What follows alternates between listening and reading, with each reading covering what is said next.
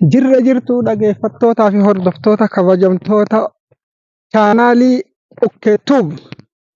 Har'a Ukkeetuubii waliin ta'uudhaan rakkoo hawaasa laga Odaa Mirgaa hanga danda'ametti qorachuudhaaf jennee viidiyoodhaan wanti goonee qaama dhimmi ilaallatuun gahuudhaaf bakka sanatti argamna.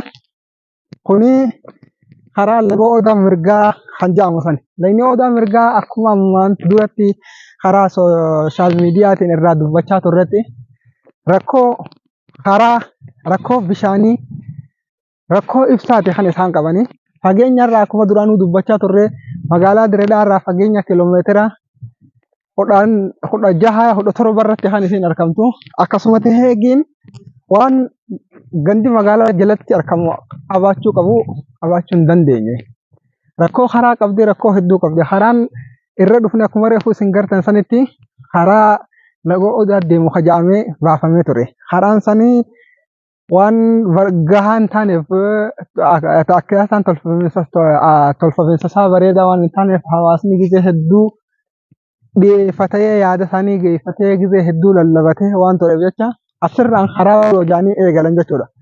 Karaan amma eegalame kun asirraa achi deemee karaatti murame. Osoo bakka hin gahin magaalaa fi isaan osoo walii hin qunnamsiisin karaatti murame. Sababa inni itti murame hin beekne haroo jalloo jaamtii bakki tuni araddaa jalloo bal'inaa keessa jirra. Araddaa laga Odaa ganaatti itti deemaa jirra. Bakka kanarraa eegalee akkasitti karaan kun osoo bakka hin gahin kan inni dhaabbatame. Karaan laga Odaa deemu akkuma fakkaatutti kana. Karaan kun as biraa wanni takka wanni sirreeffamee jiru kanarraa achi deebisnee wajjinuu ilaalaa nu hordofaa isiniin jenna. Hanga dhuma keenyaatti viidiyoo kana laaqootanii afeerra gaboo. Foto. Akkasumas nama jidhaa Ukkeetuubii wajjin deemaa bishaanis hunoo ni qabna shaf jechaa deemuu jirra. Nu hordofaa dhuma viidiyoo kanaatti.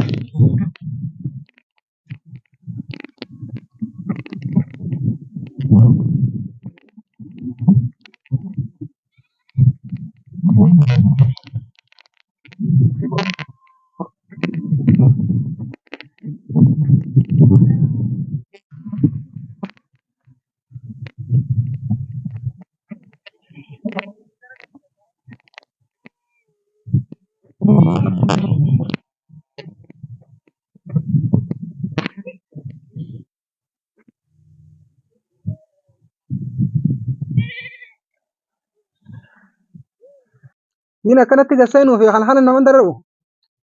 Wantoota irraa aanaa faayii haaliqumaan nuti Haaliqumaa sin ta'e qaboo isa naa ta'e gaafachuun gaariidha. Meetira kudhan hin geenye udire. hin geenye. Torba moo saddeet yoo lafa. Meetira kudhan hin geenye. Shanii fi gaafa. Oofsoo bara.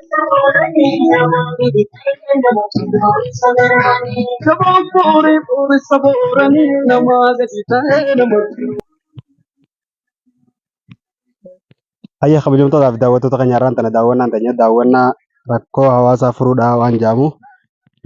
Kanarratti irraan tana wanni nuti guddoon nuti irraan tana dubbachuufne rakkoo hawaasaa isaa rakkoo bishaaniiti.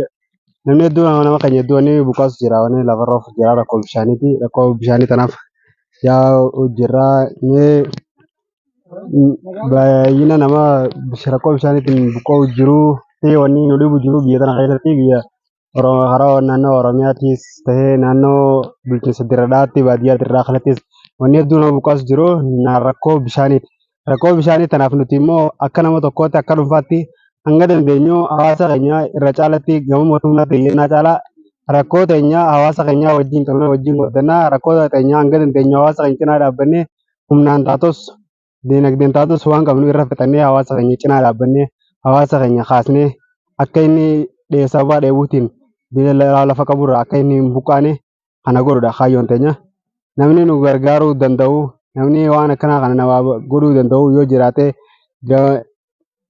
nu gaafatee eessa akka dalaguu jirus keessaatiin nu gaafatee yoo nu gargaaruu nama gargaaruu fedhii qabuutu nama mi'a nama beekutu nama gargaaraa waan jaabusan namni hubatee yoo jiraate nu gargaaruu akka danda'u asumaan dhaamsa keenya dabarfannaa. Wallaahi tawfiiq. Assalaamu alaikum warahmatullahi wabarakatuh.